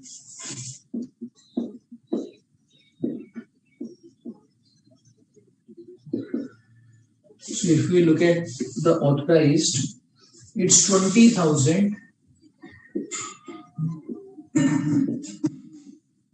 equity shares of rupees 10 each.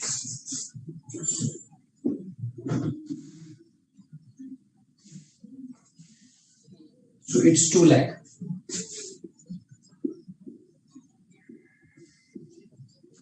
That's the authorized share capital. Then issued, subscribed and paid up. So what is that one? 20,000 equity shares of rupees 10 each. Of rupees 10 each. And rupees 8 per share paid up.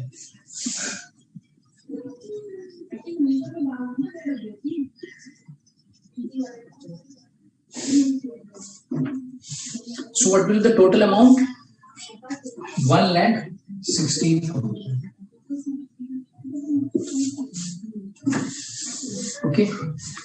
So this is how share capital will appear in the balance sheet. Now next year, some reconstruction seem to have taken place. Let's understand what will be the accounting entry for this. 2000 X2 June. Now the equity share capital continues to remain same, but the face value is changed. The number of shares have been broken. So there is some division. So we'll say equity share capital debit. Equity share capital of rupees 10. Account debit. What's the amount? 1,60,000. To equity share capital rupees 5 account 1,60,000. So if you look at the amount, it has not changed. Amount has remained same. Now one is through this accounting entry somebody will understand, and the other thing through which somebody will get more understanding will be through the narration. So in this case, therefore, you need to be very, very clear in terms of your narration. Being the subdivision of 20,000 equity shares of rupees 10 each with rupees 8 per share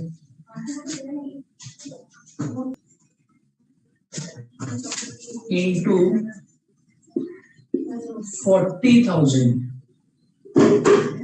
equity shares of rupees 5 each with rupees 4 per share paid up by resolution in general meeting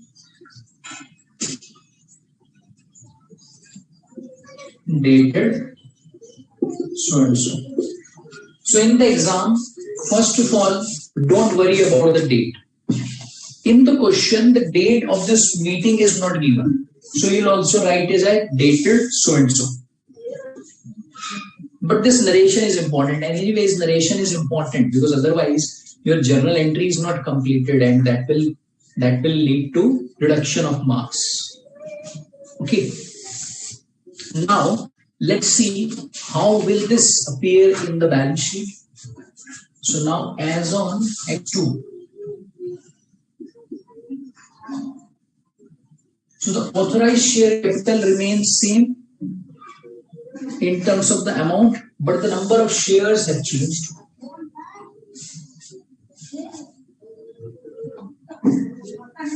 So they have become 40,000 equity shares of rupees 5 each. Amount has remained same. In terms of number, once again, this has changed.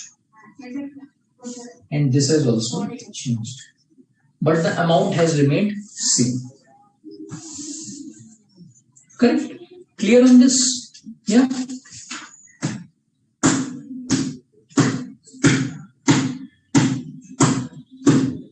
Clear? Alright. So now, next step will be on 2000 X3. What will be the accounting entry on 2000 X3?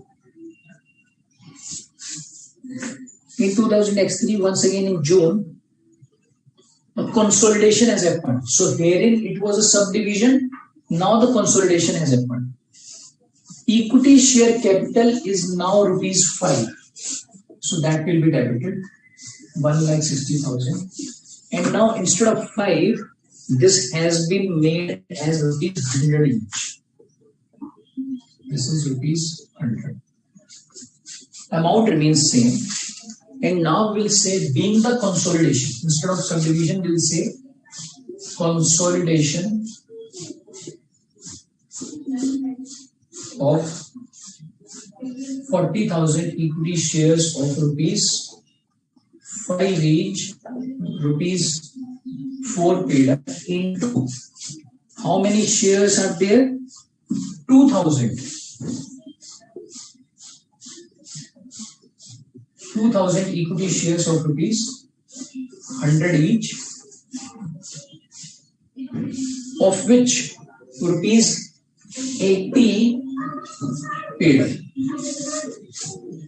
by resolution in the general meeting, and for which once again the date is missing. Clear? Easy to do. Yeah.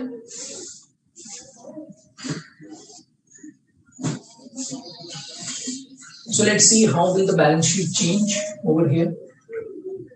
Everywhere you will see that the amount has remained same.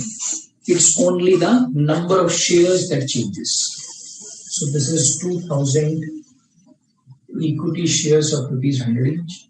And here again it is 2,000 equity shares of rupees 100 each, wherein 80 is paid up.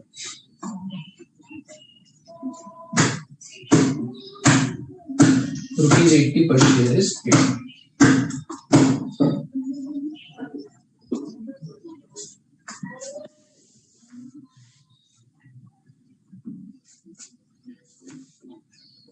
Okay, clear on this? Mukamala is asking, said there is no change in the total amount. Yes, no change in the total amount. So the total amount remains on same. There is no change in that. Yeah. In terms of the amount, it remains same. No change.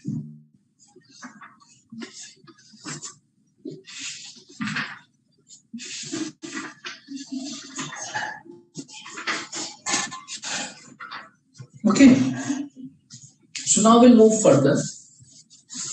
moving further on to conversion of fully paid shares into stock and stock into shares. So let's see how will it be done. And for doing this, what would we do? We will move on to next illustration to get understanding around this. Illustration number 2. So if you can pick up illustration number 2 now on page number 6.7.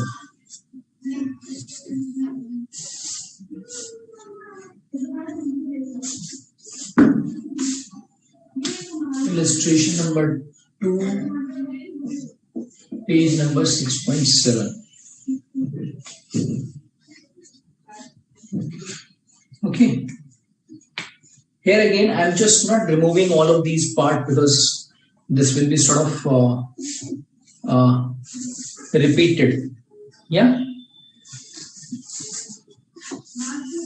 C Limited had 5 lakh authorized share capital on 31st of December 2000 X1, divided into shares of rupees 100 each, out of which 4,000 shares were issued and fully paid up. So what will the total capital? 4 lakh. In June 2000 X2, that means next year, the company decided to convert the issued shares into stock. But in June 2000 X3, the company reconverted the stock into shares, but of rupees 10 each, fully paid up. So in this case, these are not partly paid up, they are fully paid up. You are required to pass the journal entries and show how this share capital will appear in the notes to the balance sheet as at end of 3 years. So we'll start with first year, 31st December X1. Now what's the authorized share capital? 5,000 equity shares of rupees 100 each.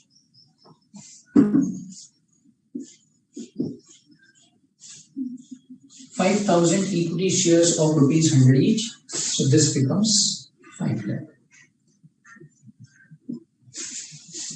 Okay, this becomes 5 lakh. Yeah. Now, what's the issued, subscribed, and paid up share capital? So we have 4,000 equity shares of rupees 100 each, and those are fully paid up.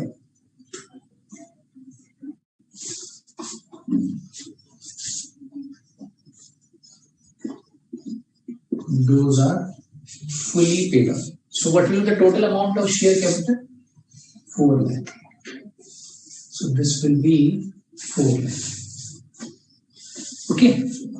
So this is how balance sheet will have its capital. Now, in the next year, so that means in June 2000 X2, let's see what is the accounting entry that will be passed.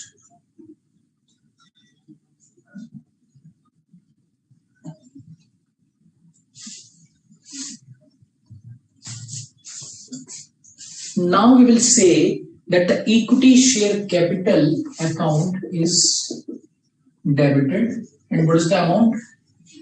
4 lakh. So equity share capital has been debited and equity stock has been recognized.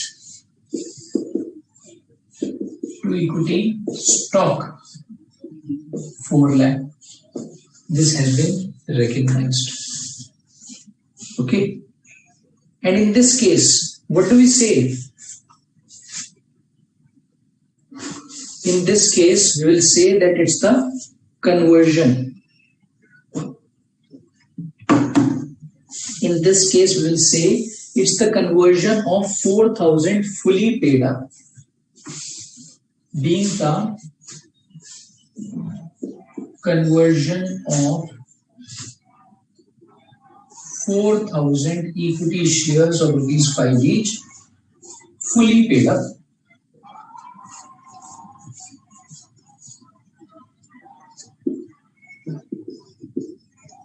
into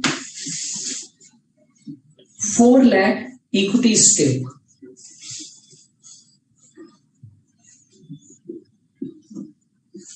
into rupees 4 lakh equity stock.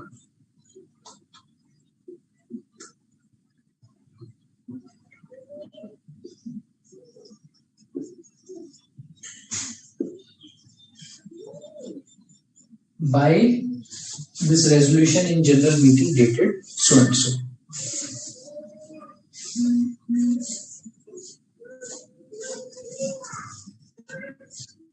Okay.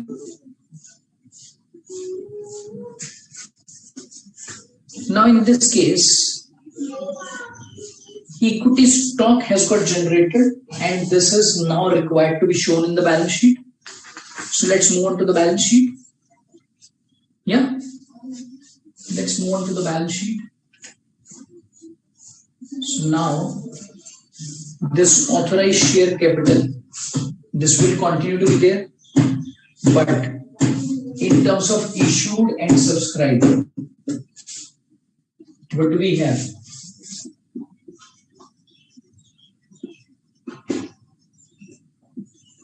In terms of issued and subscribed, we don't have this. We'll just simply say equity stock.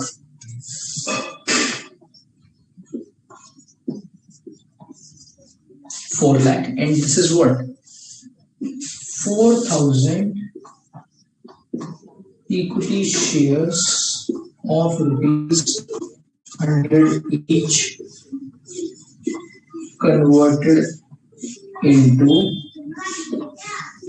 equity stock.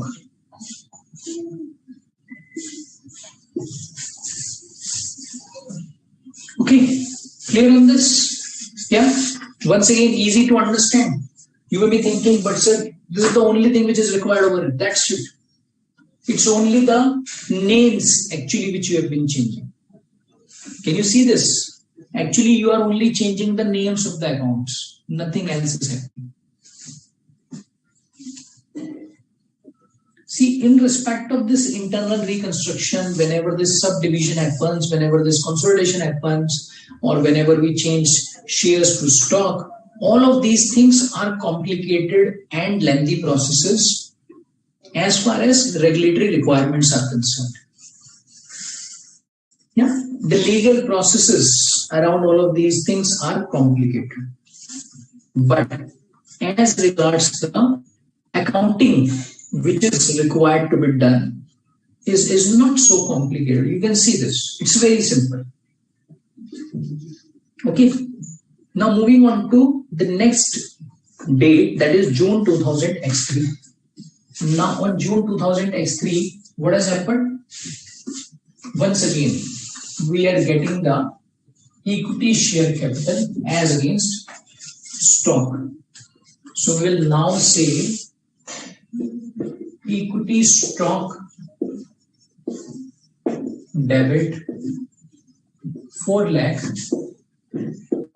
to equity share capital 4 lakh. And in the narration, what do we write? We'll write being the conversion of rupees 4 lakh equity stock, being the conversion of rupees 4 lakhs stock, equity stock into 4,000 equity shares into 4,000 equity, sorry, now the number of shares has changed, into 40,000 equity shares of rupees 10 each. And of course, this will be by resolution dated so and so. And the same change will now be reflected over here. This change will now be reflected over here. So what's the change in the balance sheet? So in the balance sheet, This authorized share capital remains same. It doesn't change.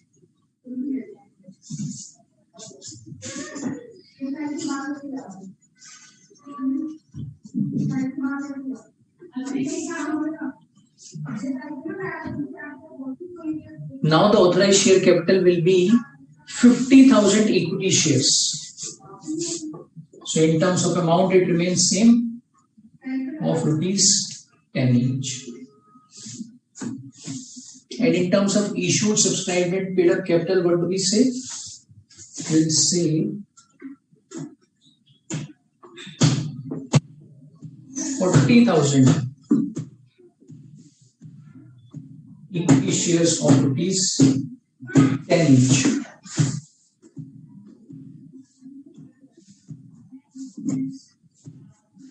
It's 4 lakh.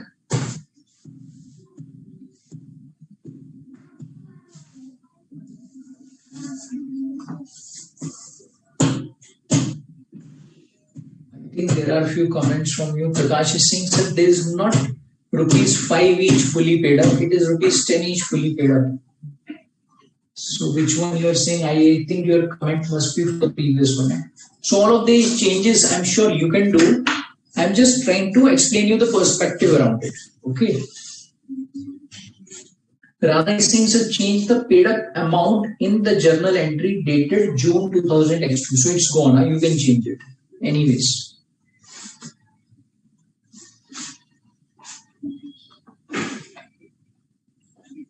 Okay. All of you clear on this? Yeah. So now we'll move further.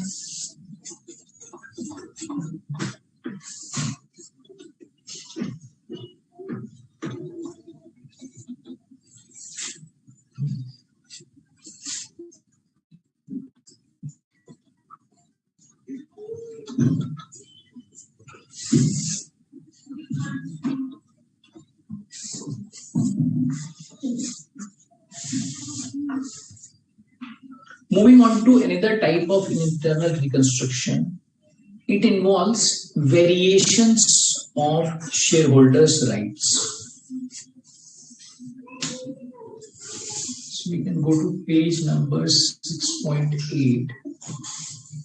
Variations of shareholders' rights. So let's understand how will this take place. As per the Companies Act, there is a provision that when a company has issued different classes of shares with different rights, privileges attached to such shares, example, the right as to dividend, voting rights, etc., any of such right may be changed in any manner. The provisions will be applicable as per the Companies Act 2013, the accounting treatment of which is discussed in detail here. So let's understand. Let's take an example. The company may change rate of dividend on preference shares or convert the cumulative preference shares into non-cumulative preference shares without changing the amount of share capital by passing the following journal entries. So let's understand what are those journal entries.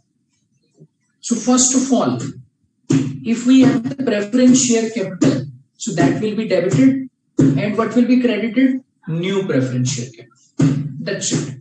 And what do? We'll just simply say preference share capital debited to new preference share. Whatever be that amount. This we can also say old. And in the narration, we can say that this variation of the rights has happened. That's it. So this is the only entry will pass. Similarly, if the preference shares were cumulative, so we'll say cumulative preference share capital account debit, and now those have been made non-cumulative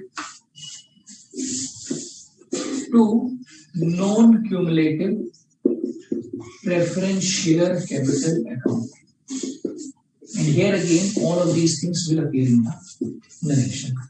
You would have understood that in all of these cases, in all of these situations, it's the narration which is explaining the accounting entry in a better manner, isn't it? Yeah. So that's why whenever you write narration, please be careful.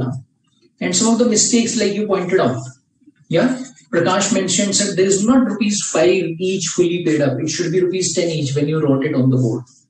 Radha mentioned that change the paid up amount in the journal entry, because the paid up amount you have written is not correct in terms of per share value. Now these are some of the errors which may happen when you write all of these things, because in terms of the amount you will always understand it's same. So it's only the small changes which have to take place. Okay, clear on this? Okay.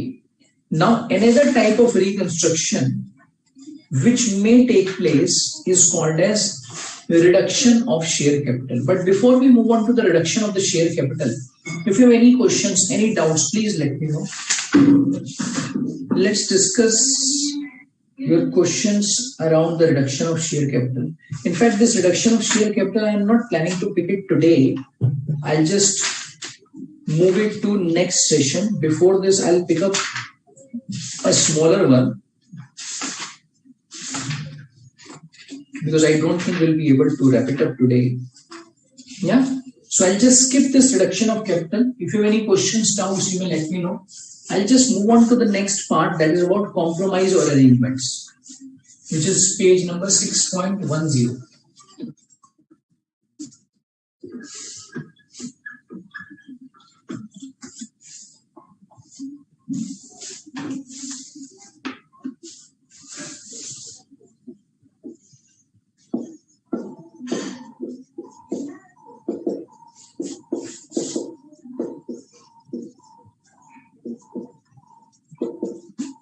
Compromise or arrangements.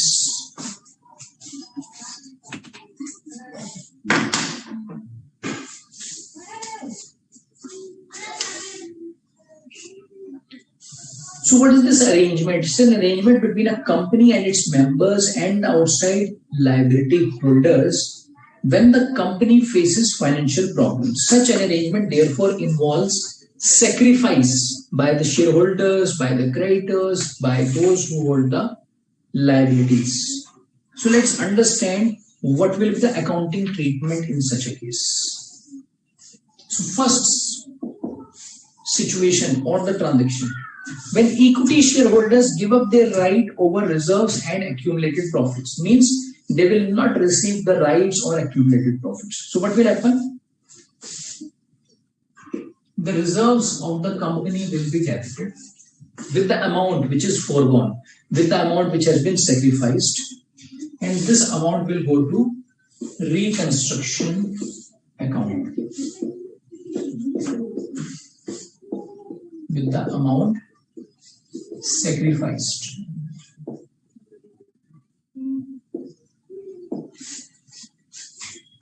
Okay, clear? Number 2.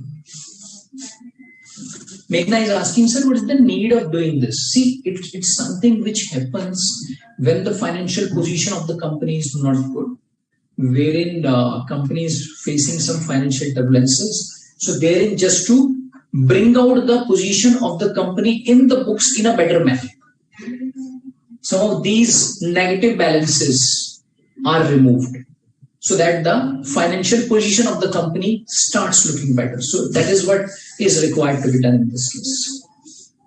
Next, settlement of outside liabilities at lesser amount. So that means creditors have agreed that they can be settled at a lower amount. Debenture holders have agreed that they can be settled at a lower amount. Yeah. So in such a case, what do we do? Outside liabilities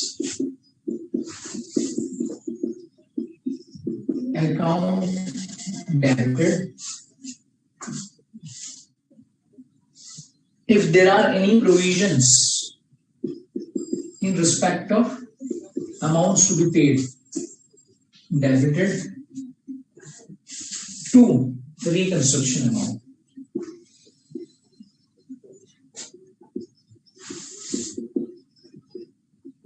To reconstruction, and this is again amount sacrificed by these parties. Okay, amount which is sacrificed by these parties. Clear? Yeah. Now, what will be the resultant? So let's suppose if a creditor, if a debenture holder who was say required to be paid 20 crore, now they would have settled, let's suppose, for 8 crore. So the balance sheet will become lighter. The liabilities in the balance sheet will go down. Though it will move to a separate account, but this is something which will show a better financial position. So the company which was having significant debts will now appear as not having so much amount of debt in its balance sheet. So that's the purpose of doing this. Okay, clear? Radha is asking, sir, why would the preference shareholder agree to variation on shareholder rights? That depends on the restructuring. At times, depending on the arrangement between the parties, between the shareholders, between various stakeholders, these changes may take place. And it's something which is common. Yeah, it's not something which is uncommon. This is something which you see common. Mukabala is asking, sir, what is this underlying meaning journal entries of variation of shareholding rights? Underlying meaning is that whenever all of these changes take place, just give me 1 minute. Whenever all of these changes take place, in terms of variation of rights, the rights have been changed. So how do we recognize it? By passing an entry, and in the narration will specify this. So that's the only thing. See, actively and practically, if you will see all of these things, accountants may not pass an accounting entry for this. But for the purposes of your understanding, you are required to pass accounting entries. For the purposes of your examination, you are required to pass accounting entries. Okay, clear?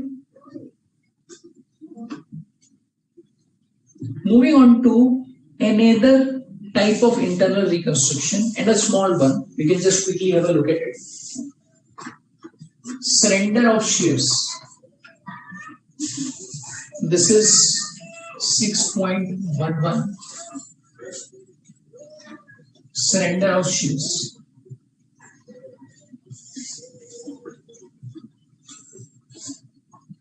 So what do we do here? In this method, or in this situation, shares are divided into shares of smaller denominations, and then the shareholders are made to surrender their shares to the company. Let's see how. Let's suppose 10 lakh is the equity share capital, and there are, say, 10,000 equity shares of rupees 100 each. Let's suppose this has been converted to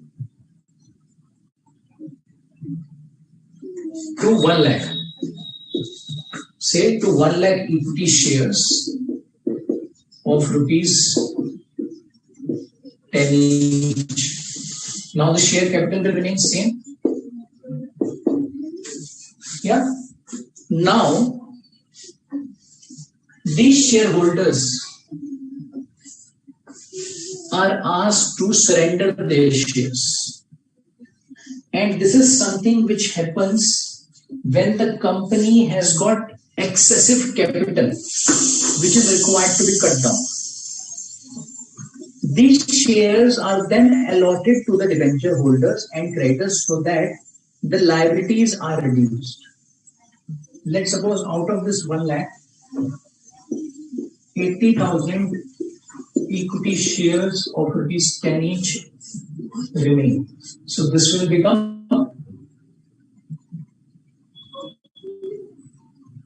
8 lakh Okay, so the capital has gone down, and this 2 lakh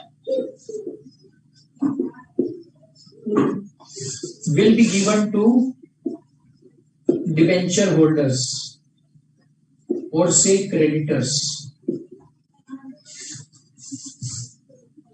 So as a result, what will happen?